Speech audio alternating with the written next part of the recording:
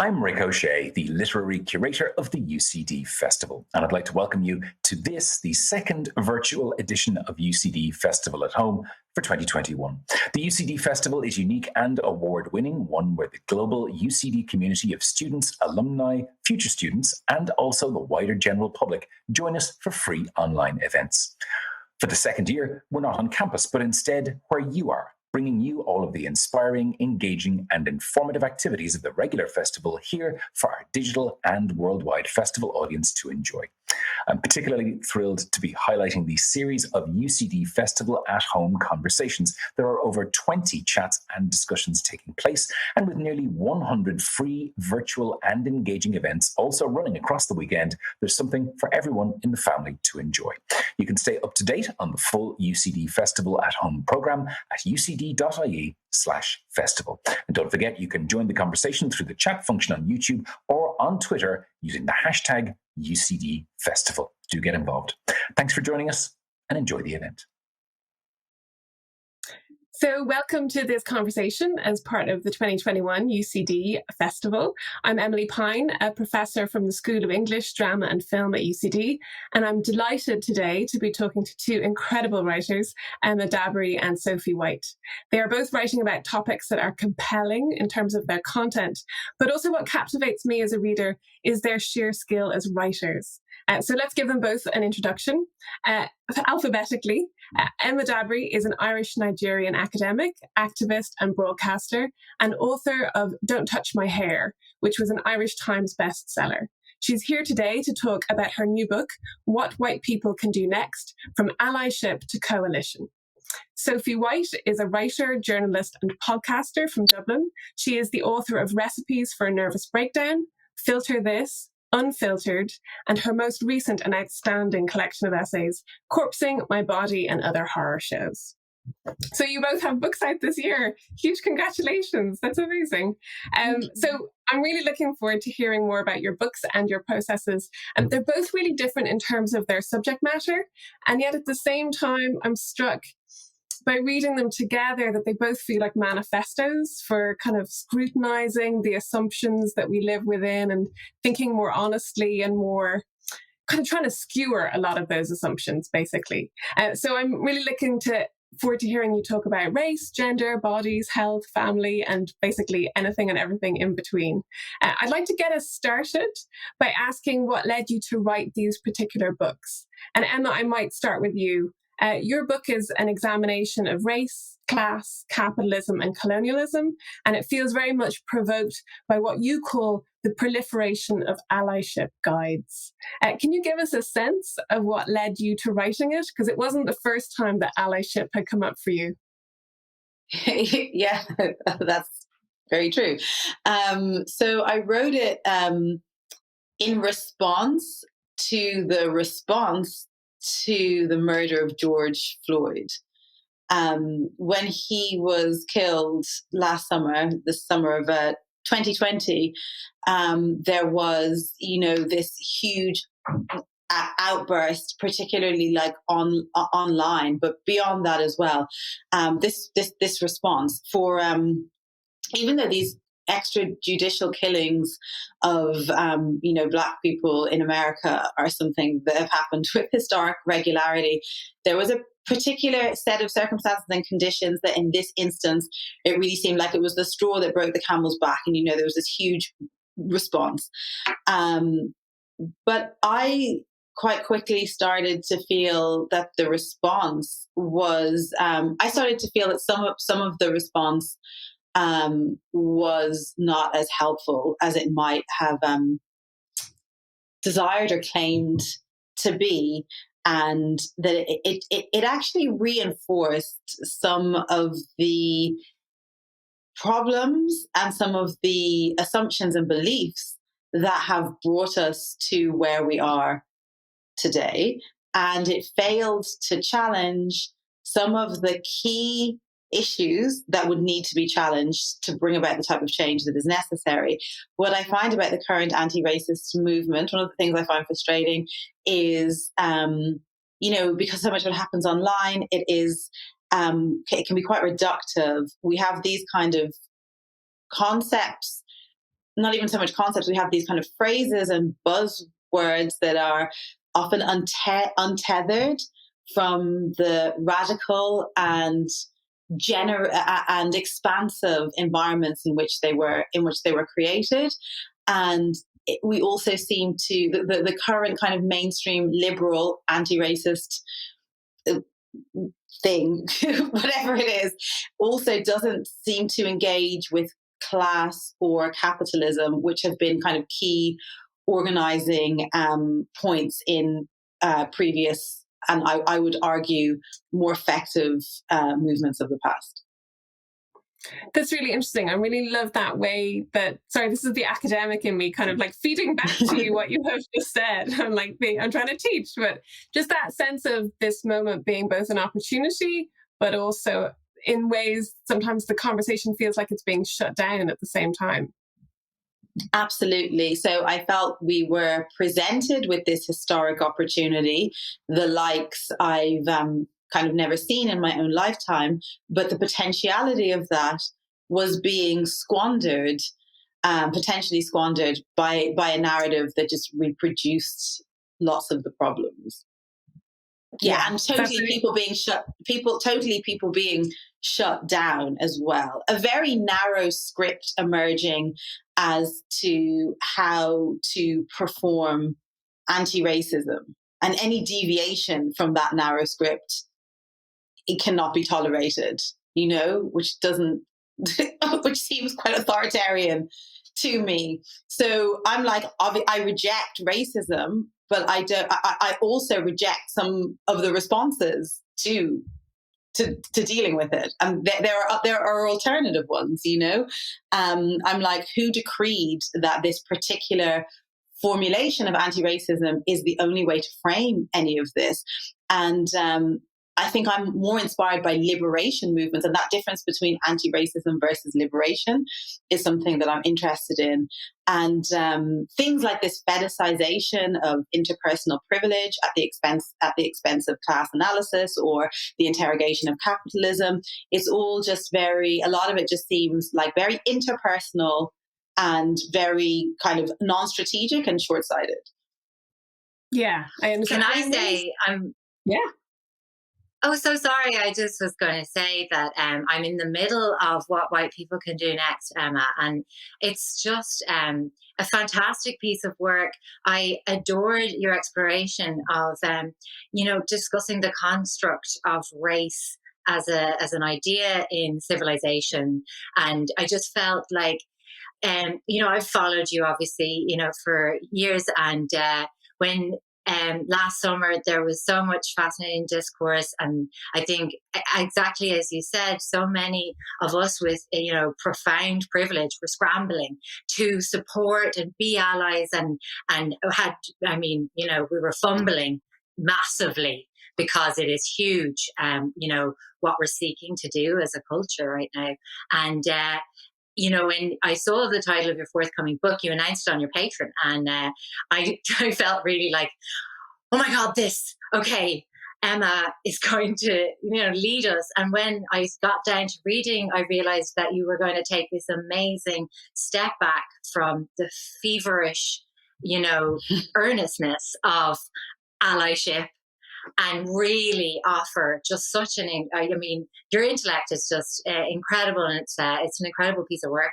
I'm just really grateful to you for it, and also I just adore the discussion of the early kind of formation of the European identity, the African identity, and all of that's just really incredible. Thank you so much. That's really great to hear. Thank you. This is amazing, because this is already a conversation. Here I am with my careful questions, and it's already become a discussion. So, Emma, you mentioned scripts, right? And that idea of kind of trying to lead and stuff. And that does lead me into thinking about and asking Sophie about your book and where it came from. Because to my mind, so much of what you're doing, Sophie, is rewriting the script, or taking the script we know and trying to make us think about it differently. So I just wondered, where did the motivation to write a collection of essays come from?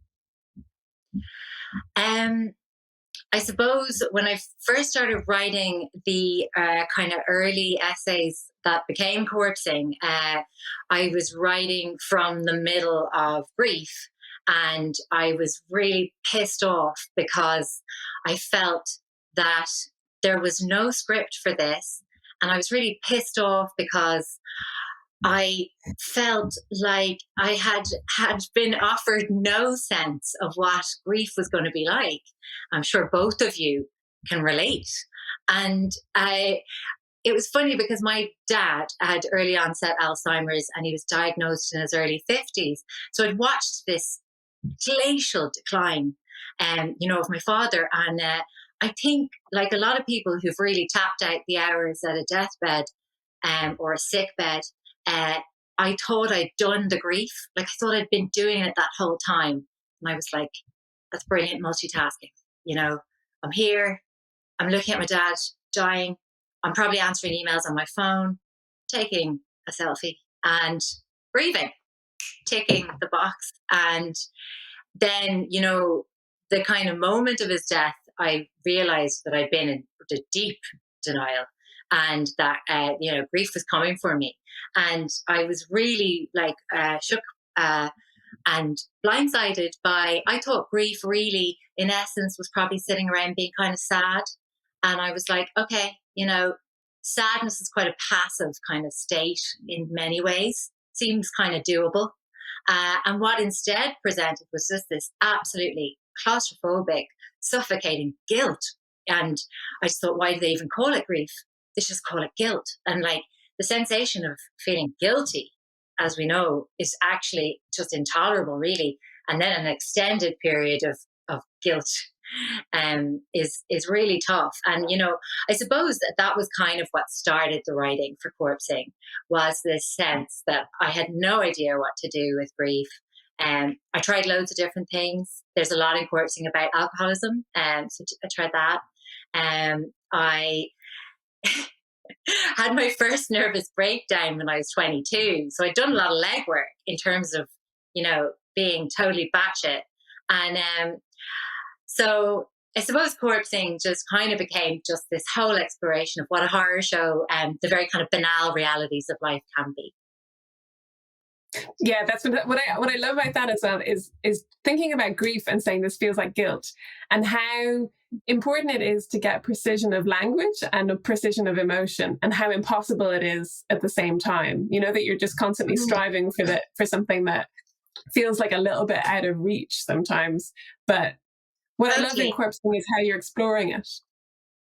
Yeah, and actually on that, in terms of the precision of language, I was, I was interested to learn when I was writing, and my amazing editor, Lisa Cohen at Trump Press, who you know well, from working on your beautiful book, Notes to Self, she pointed out to me that grief is, it kind of comes from another word, to bear or to carry, and there's also connection to the word debt.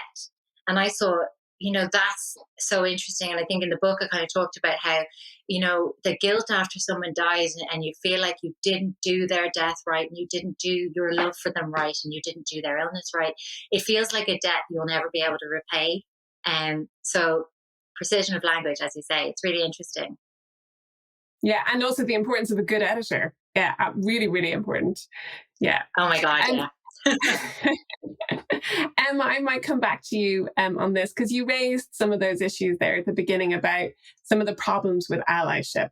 And I would love to hear you talk a little bit more about the things you discuss in the book. And what really struck me in the book was how you, when I mentioned skewering assumptions, skewering the assumption of the binaries that underpin so much of anti-racism, which leave concepts or categories of black and white still in place, and while trying to, overwhelm them with kind of liberal good intentions. I'd love to hear you talk a little bit more about these issues and how binaries don't work. Yeah, absolutely. So, I think one of the issues I have with the current kind of articulation of anti-racism is, so this idea, it's racism exists and it's bad, but our response to that should be to just make white people nicer through a combination of cajoling, begging, demanding, training, as though there is an outcome other than racism when we continue to see the world through the rigid, essentialized lens of race. Race, the idea of a white race and a black race is first introduced in like 1661, and it's invented in order to create racism. So race and racism are go hand in hand. Race isn't like a neutral, a kind of a neutral truth that just happens to exist in nature. It is like a socially engineered construct that was invented to create racism. And I didn't see any of that conversation happening in the anti-racist movement. In fact, I saw lots of people kind of doubling down on the truth status of race, and more people acting as though it's a biological truth. And I'm like, this is the moment where we should be unpacking that, not where we should be like reinforcing it. I'm obviously not saying race doesn't exist, because now we have lived with the architecture of race for over 400 years. So it would be, you can't throw the baby out with the bathwater. We have to accept that society is stratified along racialized lines. But we have to kind of, Stuart Hall, the Jamaican English cultural theorist, in 1991, he's talking about the idea of race as being a concept that's past its sell-by date. It's under erasure. So we should be working further towards the dissolving of that taxonomy of a racialized kind of hierarchy, rather than doubling down on it in the way that the current kind of anti-racist movement often does, and making these wide sweeping statements and assumption about black people do this and white people do that. I'm like, well, who specifically are we talking about? White people are also not a monolith, and so even though the book says what white people can do next, within a couple of pages I talk about actually how preposterous it is for me to be addressing white people across the world, from Australia to America to Ireland to the UK, in doing so, in acting as though it is a generic, acting as though, or in evoking that generic category of whiteness. It's kind of doing the work that whiteness was created to do, which was to collapse those distinctions that exist between different classes of European people, between European people that actually have very different social realities, to collapse those, dissolve those distinctions, and to reimagine them all as white, so that actually the exploitation that happens between those various groups is obscured, and they imagine themselves as having like a common set of shared interests that prevents them from seeing shared interests and solidarities that they might have with other groups of people who are racialized in other ways, but who they might actually have more in common with in terms of the life that they're living. And just to kind of clarify that, the book talks about how when whiteness is first introduced and codified into law, it's actually in the context of colonial Barbados, whereby there are a number of uprisings between indentured Irish servants and enslaved Africans who identify the English and sometimes Scottish landlords as a common enemy, so come together to attack them. And one of the things that the idea of whiteness does is to introduce this inherent idea of superiority, to introduce this hierarchy where people who are racialized as white are inherently superior, people who are racialized as black are inherently inferior. And that does a number of things, such as justify the enslavement that European economies or Western economies are becoming increasingly dependent on, but it also shuts down those solidarities that are emerging between, like indentured European laborer and enslaved African, because that's really threatening to the power structure because there are more exploited people if they identify that small European elite as a common enemy. That's extremely threatening. And the next time, well, another example that we see is in colonial Virginia, where it's indentured English laborers and enslaved Africans who come together in a rebellion called Bacon's Rebellion, again against the English elite landlord class. And it's very shortly after that these laws that introduce the idea of a white race are introduced, and that strip all rights away from people who become racialized as Black.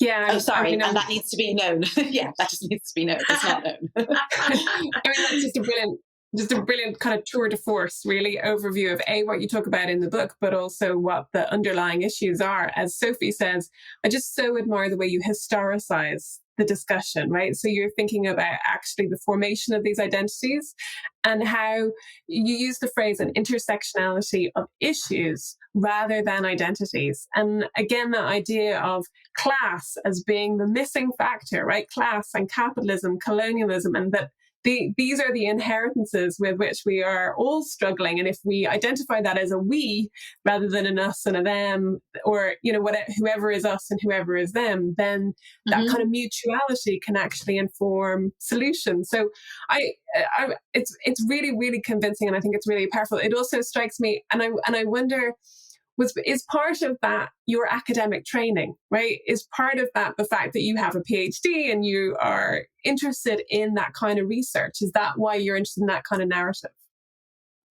Yeah, I think so.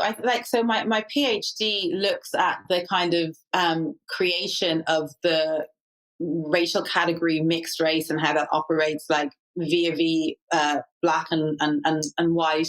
And because my doctoral research is all looking at how racial categories are constructed and why that happens, I just couldn't believe all this conversation was happening about Black people and white people, and yet it was almost entirely devoid of any of that context of why those classifications exist, why we see ourselves as Black people, why we see ourselves and each other through this lens of whiteness. Because I think it's in that space that you can start to do the work, to coin a current popular phrase, to do the work that actually brings about the necessary kind of change that needs to happen. But it certainly won't come about from the reification of racial categories.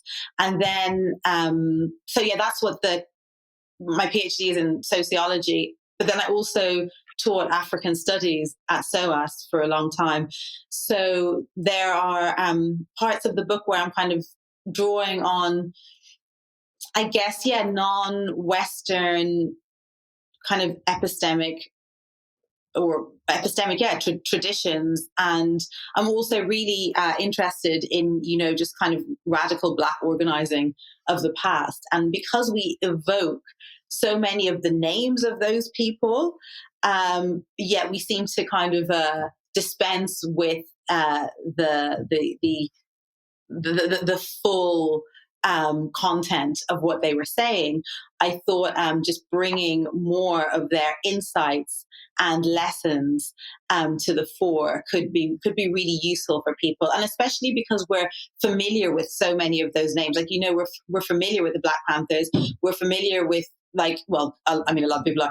I guess a lot of people aren't as well, but people like Huey Newton, people like Fred Hampton, people like Audre Lorde, people kind of do know those names often, but I think we overlook really how radical and expansive their vision was. And people will often are just throwing the word radical around, and I'm like, anything that really kind of falls back along the fault lines of these divisions that were invented to separate us in order to better exploit us is not radical. Solidarity is actually what's radical. Solidarity is harder to do. Yeah, it is. It's harder to do, and complex history, complex responses are harder to do too. But I think one of the things your book really attests to is the virtue of and the need for that kind of complexity. This is going to be my subtle segue into saying the same to Sophie. I can't remember what the beginning of was, but I did really like.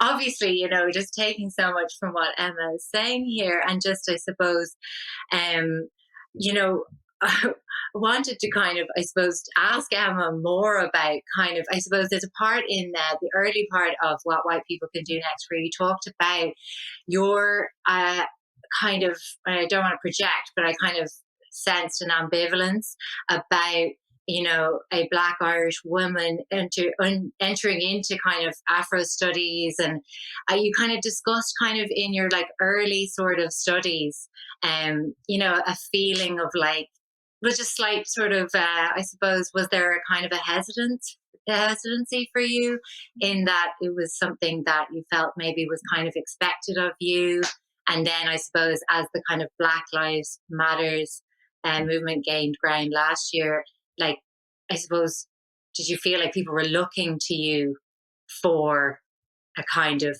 you know, a guidance almost because you're a teacher and you have a unique insight? Like, did you feel kind of like a burden placed on you as a woman and as a, you know, a person to kind of respond and like write this book even, I suppose? No, not really. I wrote it because I wanted to. Like that whole thing online of like silence is violence. I'm just like, just because it rhymes and sounds catchy doesn't actually mean like it's helpful. If I don't want to talk about, I'm not going to have like what I talk about dictated by the demands of social media.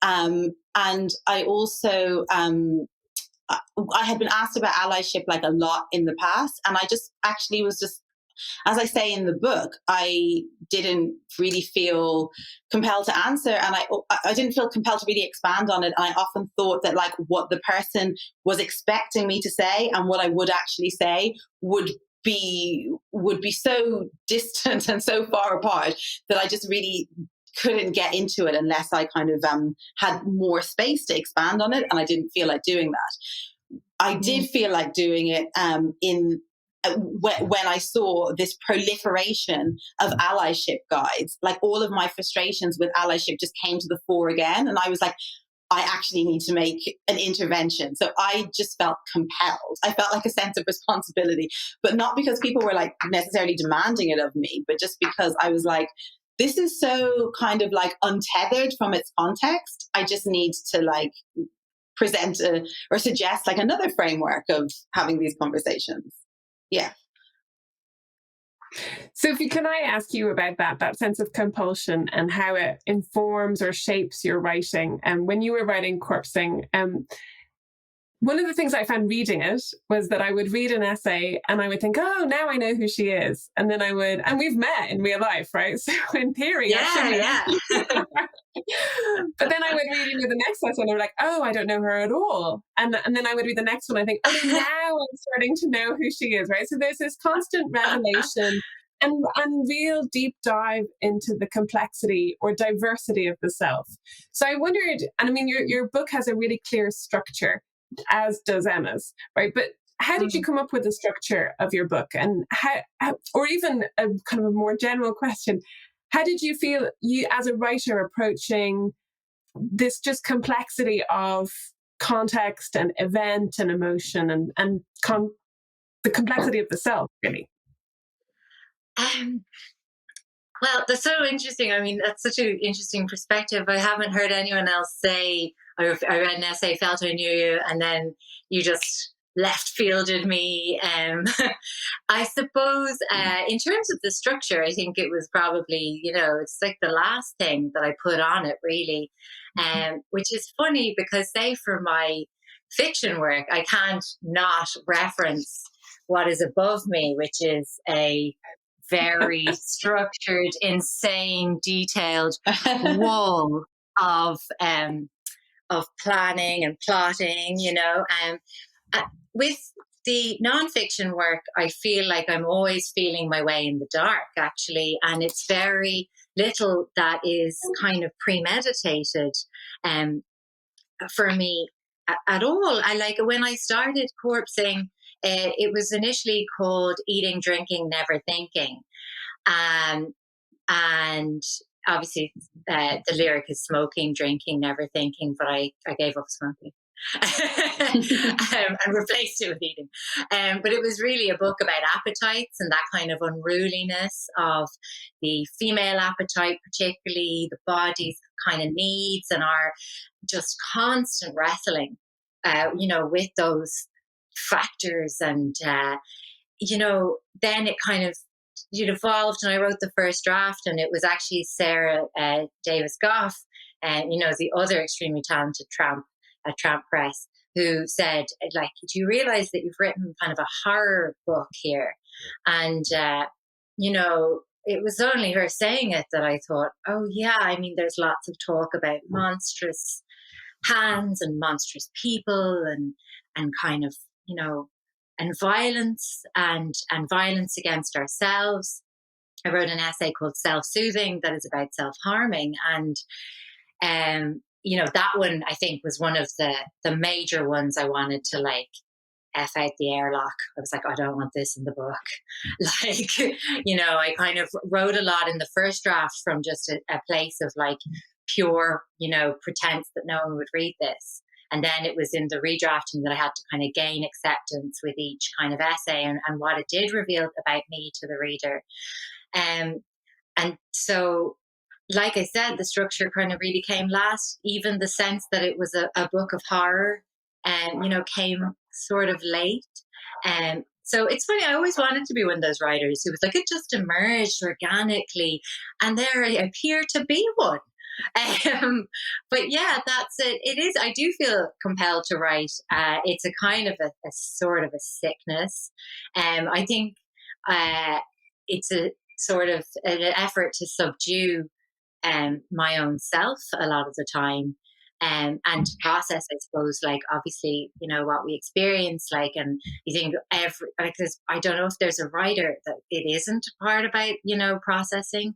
Even in fiction is so much about processing what I experience. And so I think as well, like, it's funny how I think the almost 3-act structure of corpsing came about in real time, because I began it in 2017, and by the end of the book, the last writing I was doing on it was actually just like in February, just gone. It was very unusual. Like, the book was published in early March, and I was writing down to the wire with it, and it's just so interesting that this extremely bleak apocalyptic ending presented itself, with the pandemic last year, kind of culminated in me being hospitalized for, yet another breakdown.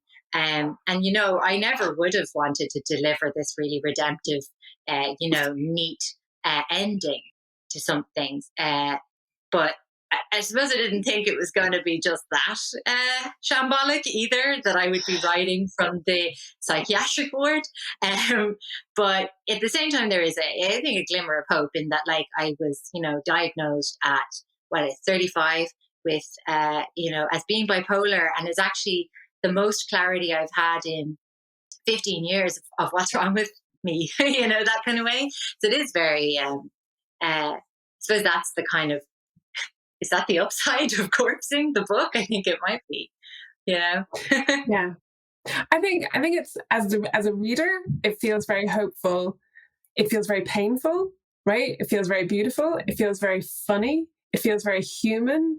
It feels very real. It feels, well, like I sort of know you and don't know you at the same time, because you are bringing that person into being at the same time. And that comes through your writing really, and so powerfully. And there were so many times that I underlined, that both books are full of underlinings, by the way. And I underlined all of these passages, including all these lines, like, Sophie, you wrote, even just writing this essay unnerves me, or I'd spent so long hiding my addiction that to out it was unthinkable. And you've talked a little bit about it there, Sophie, but I'd love to hear you talk a bit more about what's at stake? Like, what are the risks in kind of pulling back the curtain, right, on the things that we normally keep hidden? Yeah, I suppose it's like probably very specific to, substance abuse. And I think as well, like there's definitely like, it's got a lot in common, I think, with eating disorders as well, and self-harm really, is that if you reveal, like I think the kind of state of being addicted is a constant project of protecting your your medicine. Like, you can't really, I think, conceive of a life without it when you're right in it. It's the only thing keeping you going until it's, obviously, you know, just such an act of self-harm and self-abuse and a punishing thing, and it's funny when it like tips into being that kind of athletic self-punishment, so if you're kind of step outside yourself, even in those moments, I sometimes did have clarity, and I thought, oh my god, I mean, the efficiency of alcoholism, like, you'd nearly be impressed in terms of just demolishing a person. And I think anyone who's lived and loved people with addiction, can see that one. It really robs you of the person, it robs you of yourself. It's a very lonely pursuit. And I say pursuit because I do feel like it feels like you're in service to this addiction. In corpsing, I kind of hit upon, likening it to, I have 3 children, and this was like my 4th child. It was my rotten baby in the book. I had to protect it until it was more important than the other babies, really. And I think, another essay in the book that it felt radioactive to share is called Drunk Mother. And, I wrote it again, probably with the plan to bin it, and the final lines of it, I talk about kind of telling on myself, kind of so that to protect my children, actually, so that if anyone kind of witnesses me back in these behaviors, explicitly now that my children aren't safe. And I think it's a very particular sort of state to be a parent with addiction. I think it's because it feels like you're inflicting it on those children. And it's not to say that it is in any way more difficult than a person who's child-free with addiction, but it is just another aspect, I guess, Yeah. I have I'm very grateful. I'm 3 years sober. Yay. My dad is 8 years sober. And as a child of an alcoholic, I just think, like, reading you helped me think about him. And so I think it's a really generous act to so many people for you to be that open, that degree of open. And it's really brave. And brave is a word that I don't think so often gets applied to, in really annoying ways. And I'm going to say it now to both of you, like, you've both written these brave books, but I really think they are. I think they are, like I said at the beginning, kinds of manifesto calls for action or for change or for thinking or for reflection. And one of Emma's one of your points, just to remind you, is that you say you suggest that we read more and that we read more fiction. And that really struck me after a year of living in lockdown, when actually reading was one of the things that got me through, because it was either because it was escapism or because it was just helping me be a better or a different person. And I just wondered, just as a kind of question to both of you, to round this out, as writers, but also readers, like, how has reading influenced your writing, or what are you reading that is like really kind of important for you at the moment? Or so just to talk to you as readers as well as writers.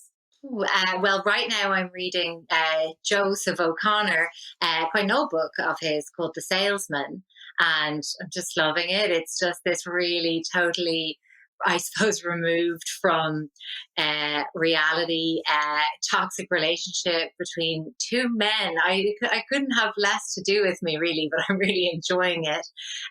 It's just a total kind of psychological drama.